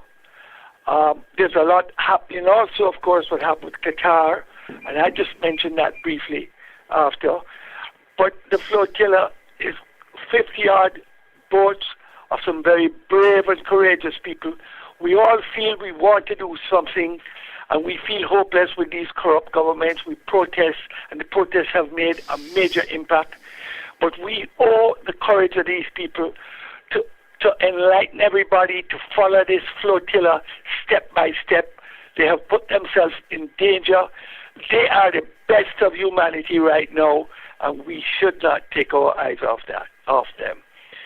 And if I just could mention the Qatar, people are saying, what will Qatar do? Of course, Qatar and the other Arab countries like Saudi and UAE are in the pockets of the United States and Israel. And of course, they're fair. But if you look at the plan for Greater Israel, it's only a matter of time before they get to Qatar. Of course, I left out Egypt and Jordan. And if these fools don't realize that it's only a matter of time before their time comes, then unfortunately they deserve what they'll get. But unfortunately for the people, they don't deserve what's going to happen. They can't fight with military might, we know that. But they can, if they all get together, including Turkey, and boycott trade with Israel, overnight Israel is closed off. But I'll leave you with that. And thanks very much for your time. Well, always a delight to hear from you, Robert, a fellow parliamentarian. And it is a significant fact that Qatar has the most advanced economic, sporting, political and cultural relations with Israel of all of the Gulf countries. As I think you may have heard me say before, the last time I was in Doha proper, been at the airport a few times, was for the BBC's Doha debates with the Tim Sebastian, who was expelled from Poland in the Cold War, accused of being a British MI6 agent. He was in the chair, and the debate was in the same hotel that I was booked into. And as I was waiting for the lift to go up to my room, the lift door opened and the Israeli president, Shimon Peres, walked out. And this was long before any declared relationship existed between any Gulf country, never mind Qatar. So the Qataris have bought Israeli football teams. Israel has bought Qatari institutions. Qatar supplies gas to Israel. It has an ambassador. It has full diplomatic relations with a country that just bombed it. So, of course, they can't fight Israel, but at the very least, cut all your ties with Israel. What were they worth to you? Israel has just ritually humiliated you. Thanks, Robert. Comments. Nikki A. says it's the so-called Arab leadership in these countries that are the problem. Western governments also fund and ignore the repression of ordinary Arabs in these countries. See Saudi Arabia, Egypt, Syria. And you can't handle the truth, says Maduro gives the same $50 million reward to anyone releasing the Epstein files to match the US putting a bounty on his head. And Antonio Cristoforo says Trump's eye is really on Guyana's oil. He'll send an army to supposedly invade Venezuela, but will embed itself in the country. We'll probably rename it South Alabama. And George Grabe says Ansar Allah, otherwise known as the Houthis of Yemen, should be given the Nobel Peace Prize for outstanding humanitarian work. They are far more deserving than the tangerine toddler, otherwise known as Trump. And Ken Lazar says the rising prices of precious metals is just reflecting the sinking US dollar. The PMs, especially gold, are nothing but a currency mirror. Let's hear from Tony in London. Go ahead, Tony. Hiya, George. Just want to talk about the comments made by Zara Sultana and your party, or shall it be called whose party now? You know, she's like at the moment, George. The world can see what the Zionists are doing. Never before are the public waking up to like how evil and insidious it is, and she's just cut a line straight through it over Christian or conservative values. We know what they mean, George, i.e. certain ideologies. Know what I mean? So like that straight away. If the focus is off Zionism now, off the fight, off what can unify all of us, all different views, all different, and it's the socialists as well. Well, no, it isn't. It isn't for you and me, Tony. So we shouldn't overstate it. I mean, there are a few thousand people, let's call it that, who are fixated on this new British party called Your Party, which is not yet anybody's party because it's not yet founded. And as you say, is it her party? Is it his party? We'll find out in due course. There is a few thousand people fixated on that question: who's in, who's out, who's up, who's down, who's calling the shots, and so on. But the truth is, the vast majority of people neither know nor care about these things. They don't even know or care about the subject occupying your mind and mine, namely Gaza and flotillas and genocide and mass suffering and starvation and so on. Most British people's minds are not on that either. Most British people's minds are on their own problems. When I walk along the street, I'm the only person in that street who's thinking about Gaza. And I'm not thinking about Zara Sultana, and neither are any of them.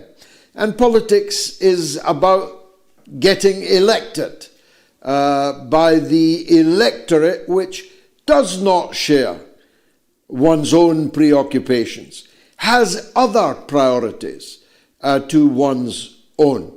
I mean, if you were saying, give me the 10 most important issues in front of the British electorate at the moment, Gaza would be 10th out of 10.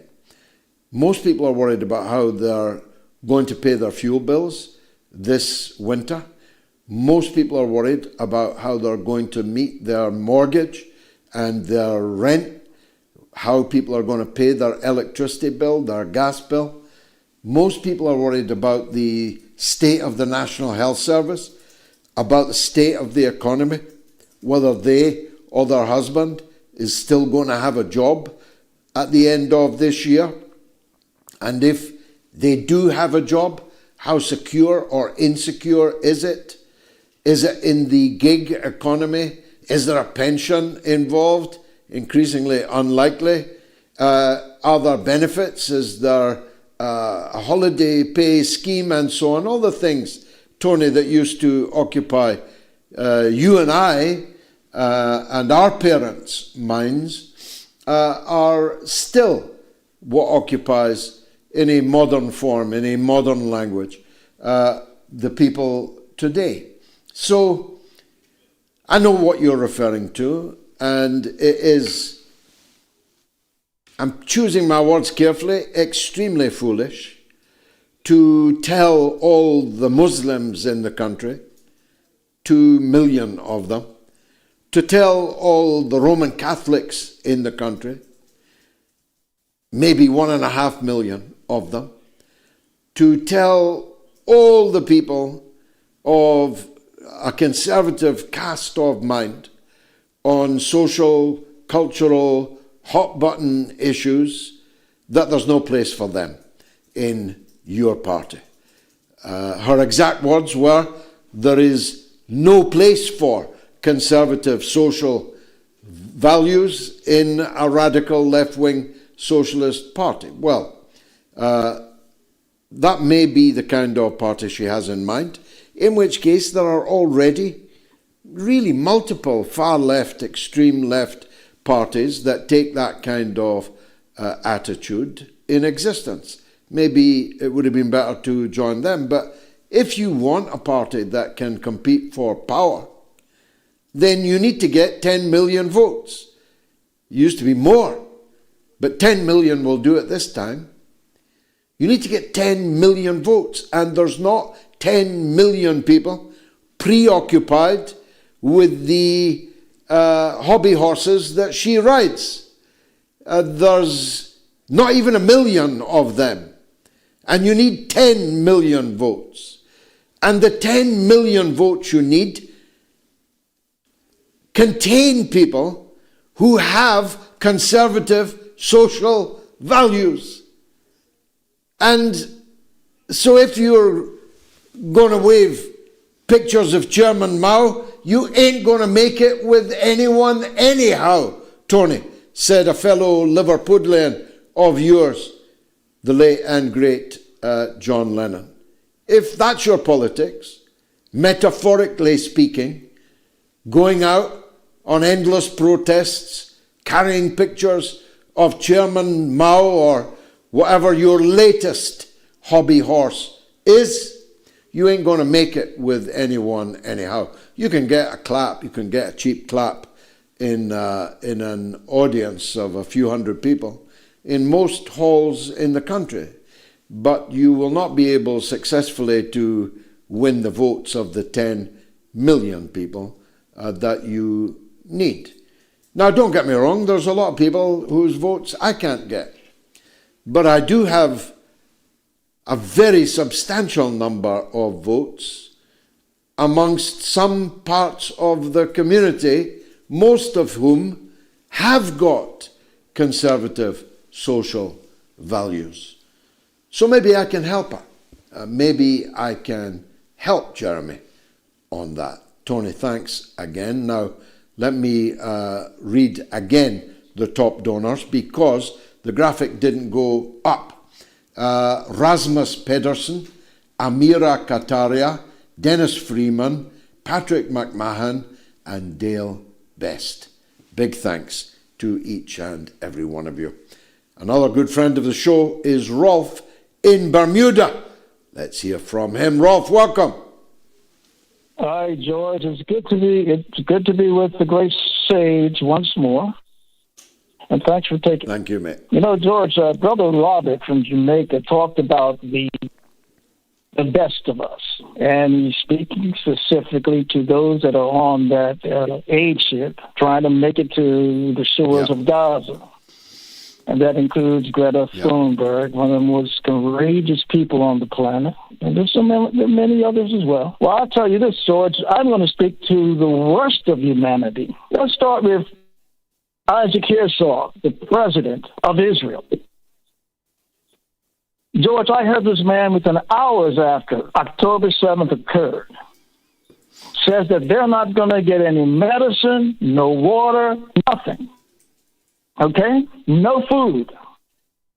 He said that. Now, I hear reports from some of the English media, British media, about the other comment he made, which is the one that's always being highlighted of late, which is the one about, they're all guilty. He said that too. But don't forget, for me, he was the first major Israeli politician in office to say that mantra. They'll get no food, no water, no medicine, nothing. Yet he can be sitting next to Keir Starmer. Is he like the Joe Biden of the UK, the United Kingdom of Israel? Is he? Will we call him like Joe always bragged about being a Zionist? Is he a British Zionist? He must be. How, after all we've seen over the last 2 years, this man could throw his rug in our face to whitewash this man? in front of the world's people in the UK. That's what he's trying to do. Well, look, Rolf, it's a political death wish, to be sure. We've got elections coming up in May in virtually every big city in the UK and in Scotland and Wales for their national parliaments, assembly and parliament. So he's digging down, he's doubling down, he's showing again where he stands on a genocide, just like he showed right at the beginning. So he's kissing goodbye the votes of millions of people, a lot of them with conservative social values, to be sure. He's kissing goodbye to their votes. And I, myself, hope my party will be the beneficiary of that. We may be the main beneficiary of that, having been faithful to the Palestinian cause for so many decades. But they deserve each other, Rolf. They're sitting with each other right now, this evening. Keir Starmer and Herzog, both of whom said Israel had the right, by the way, to starve and allow the refugees behind the wire to die of thirst and lack of medicine without heat in the winter time. They both said that and both stick by it, and both have lived by that sword. Herzog signing bombs that were being dropped on tents in Gaza with his own hand, signing bombs. I must say it's a general rule that I have followed in life, that anybody signing bombs is almost certainly a disgrace to humanity. And that's what Herzog did. Maybe he'll sign a bomb or two for Keir Starmer in Downing Street tonight. Now, on that subject of Palestine and the brave people of the flotilla, 2 ships of which have now been firebombed by Israel, and they haven't even got out of Tunis harbour, out of Sidi Bou Said. They haven't even left the harbour. And 2 of them have been firebombed by Israeli drones. Funnily enough, NATO is not meeting about those drones, even though many of the people, if not most of them, on board the flotilla come from countries that are in NATO. There's a live stream tomorrow night that you should definitely watch. Not tomorrow night, I beg your pardon. It's coming up on Sunday. It's called What Future for Palestine? On the panel, some distinguished guests, including our own Chris Williamson, former parliamentary colleague of mine and my deputy leader in the Workers' Party, Shahid Karain, Abu Janin, and others. Oh, there it is there. You've got it's a really good panel. And it's taking place at the Old Print Works in Balsall Heath in Birmingham between 5:30 and 8:30 on Sunday. That's the Old Print Works, Balsall Heath, Birmingham, between 5:30 and 8:30. A real galaxy of talent. I see Usman Noor there of One State Palestine, and many, many good speakers. So please, if you're in the Birmingham area, make a point of getting along to the Old Print Works in Balsall Heath. Jacqueline, my good friend from Italy, wants to talk about Germany. We are indeed the Global University of the Airwaves. Jacqueline, welcome. Hello, George. Thank you very much for taking my call. Fellow Scot from Italy. I just want to say, if they're listening from all those wonderful people who were in Parliament Square on the 6th and being dragged off and taking a blind man on and Lady of 83 and all the rest of it, I just want to say thank you very much. That's the first thing.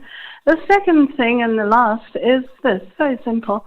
What's your opinion on the 7 candidates of the AfD, Alternative for Deutschland, who were suddenly, died. Died unexpectedly, I think yes. it's statistically impossible that, What do you think about that? It is statistically impossible. It turns out that there are 16 candidates have died from the beginning of the electoral process, and we're not even at election day, so it's exceedingly dangerous to be a parliamentary candidate opposed to the oligarchy in Germany today.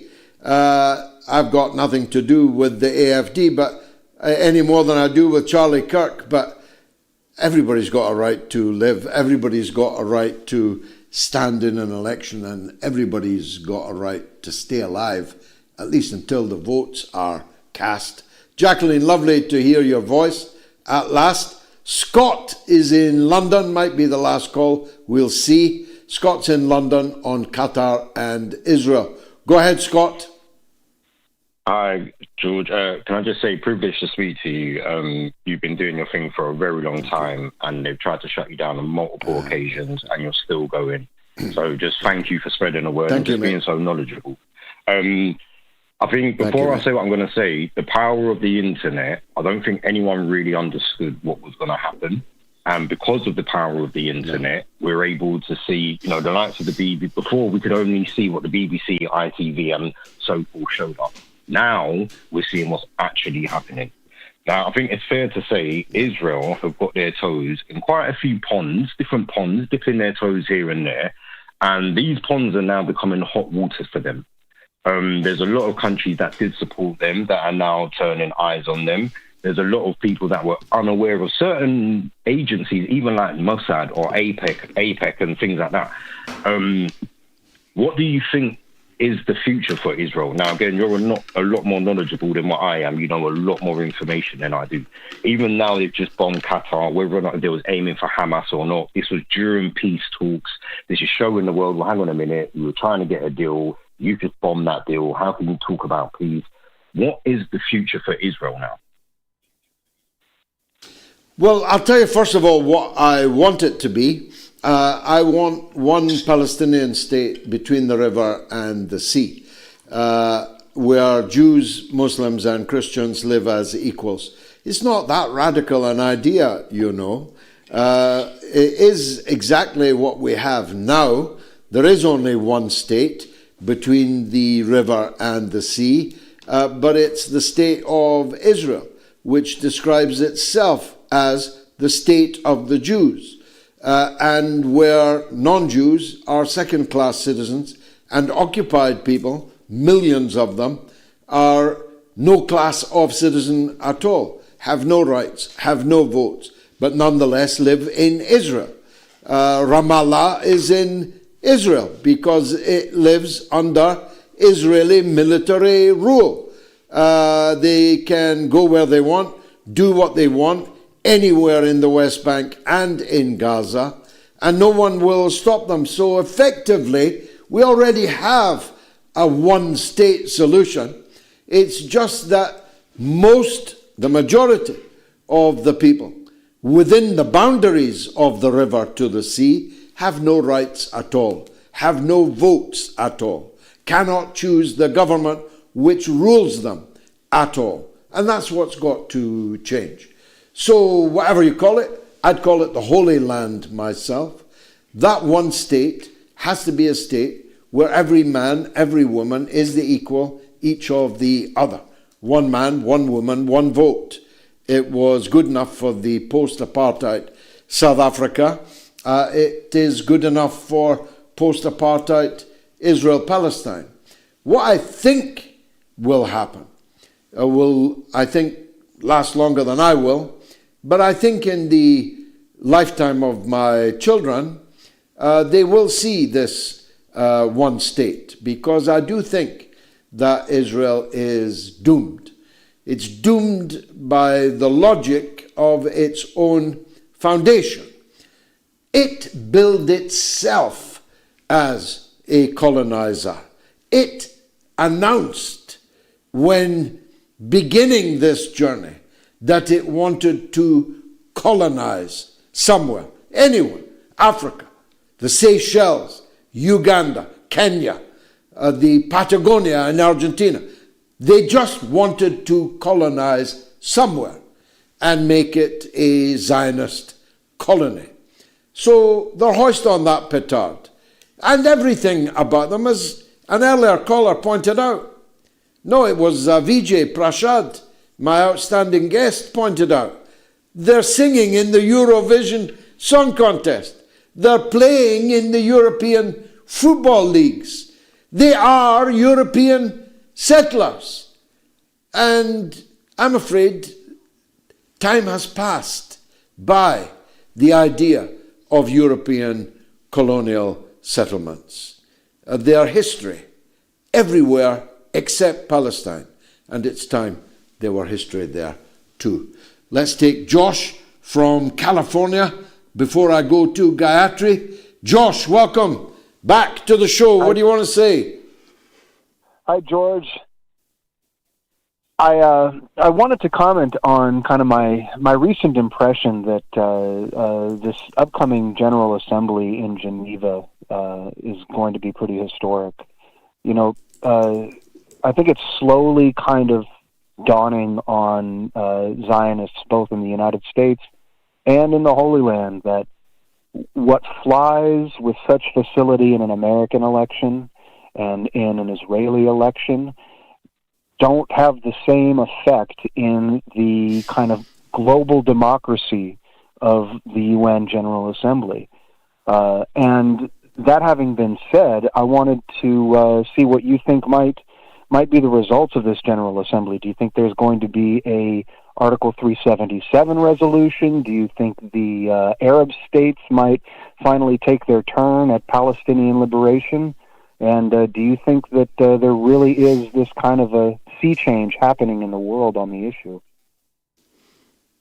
Well, the sea change has caused the UN change, not the other way around. Countries of the global south, countries of the global east have long been marching on our road, our path, your path and mine. And frankly, the governments of Western countries want to try and ride the wave. That's why all kinds of European countries say that they are going to recognize the Palestinian state in September at the General Assembly, which, as you say, will now be in Geneva because the United States deliberately made it impossible for the UN to meet at its own building in New York by withholding visas from some of the most important players in that debate. As to what the exact tactics of the South and the East will be, I'm not privy to it, though I will be by the time it happens.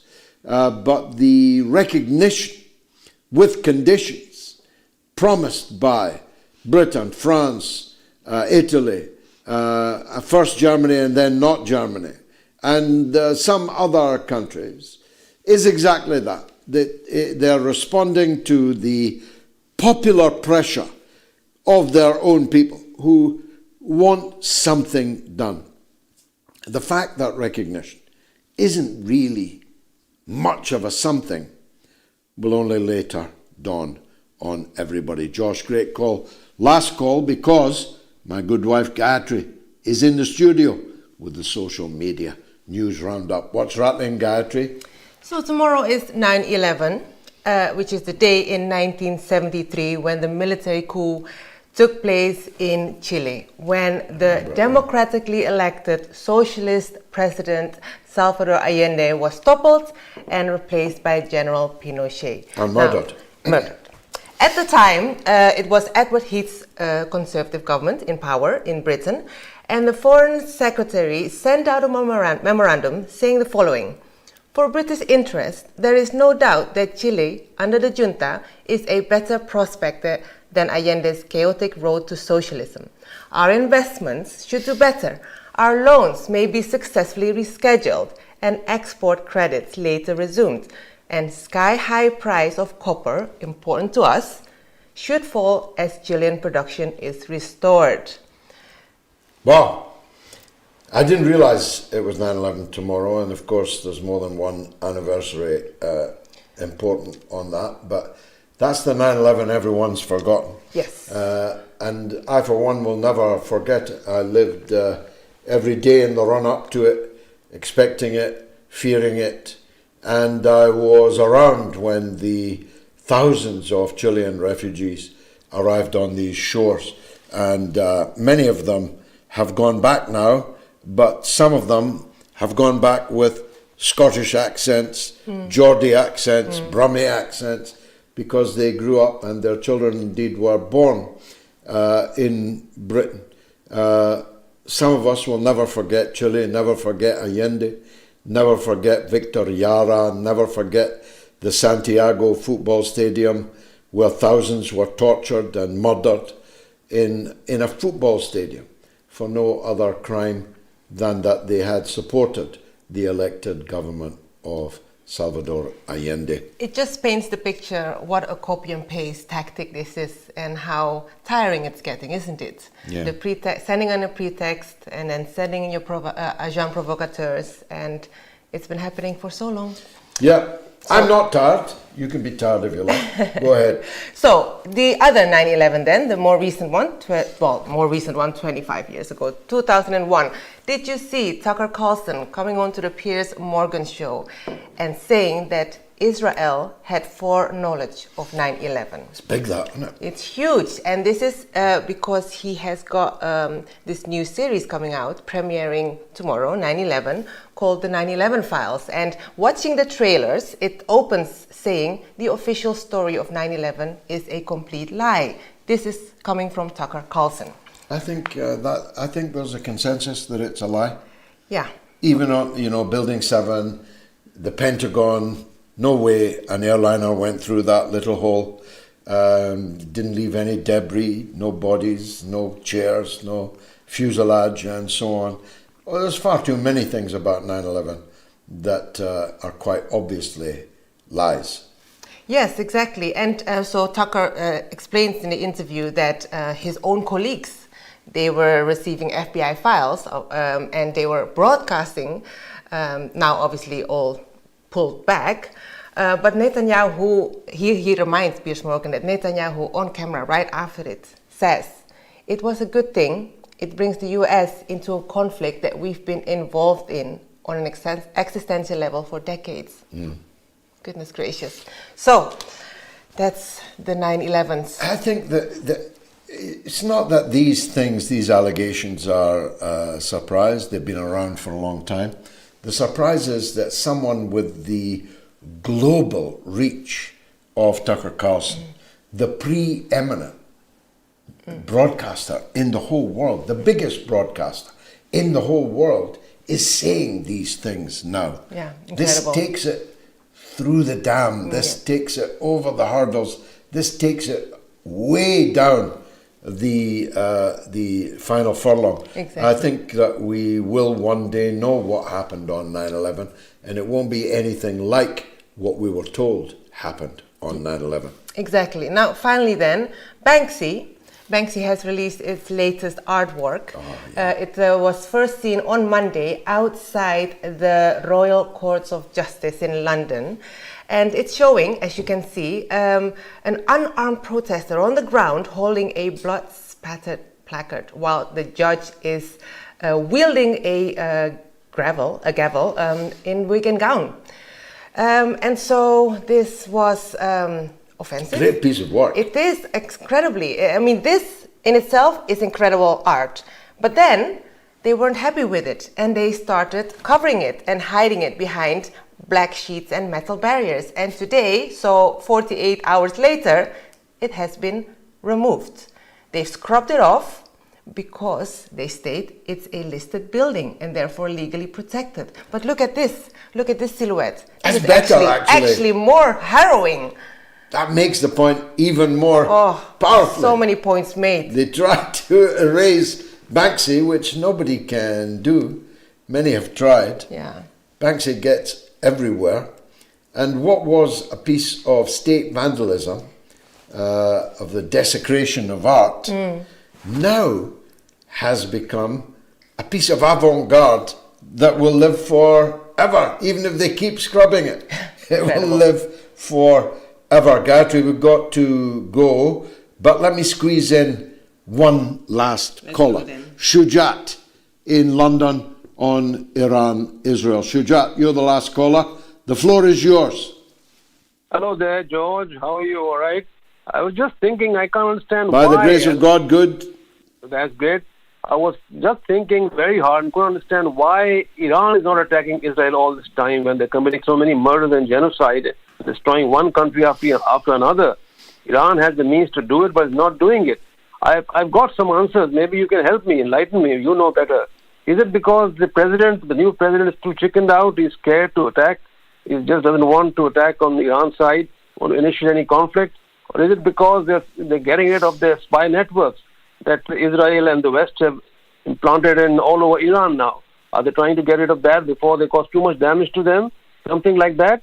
What is the possible reason for Iran holding on and not attacking? What do you think? Well, they haven't attacked yet. That doesn't mean they won't attack. I said on Wednesday that they had every legal right to preemptively exercise self-defense, which is their international legal right, because Israel is openly threatening to attack them, and Israel very recently did attack them. So you shouldn't rule out that Iran won't act preemptively, but it is probably more likely that they will wait to see if Netanyahu, on this rampage that he's on, will turn his attention back to them. And if he does, I fully expect that Iran will answer in full measure, and that full measure will be much fuller than the previous answers. Shujat, I have to go. I've got a cat in the room, I've got children in the room, and the chip shop closes in 25 minutes. So you'll have to forgive me. If you see a cat appearing on the screen, please forgive me. I have no idea how it got in here. Otherwise, it's been the mother of all talk shows. Oh my God. What do you mean?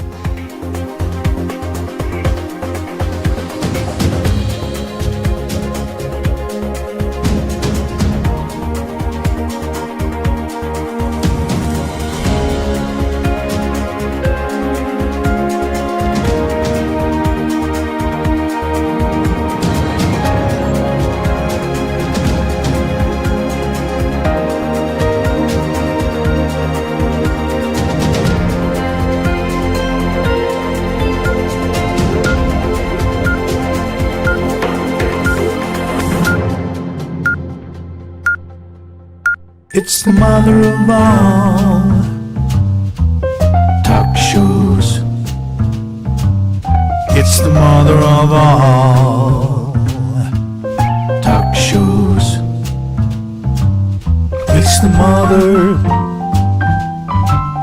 of all talk shows. Go get 'em, George.